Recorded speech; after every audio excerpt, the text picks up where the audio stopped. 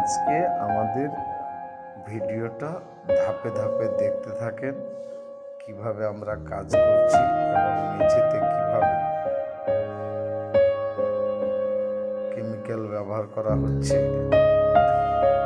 এটা দেখতে থাকুন। যদি ভিডিওটি ভালো লাগে তাহলে লাইক কমেন্ট শেয়ার করে দিও, আর ভিডিওটি পুরো দেখবে, স্কিপ করবে না।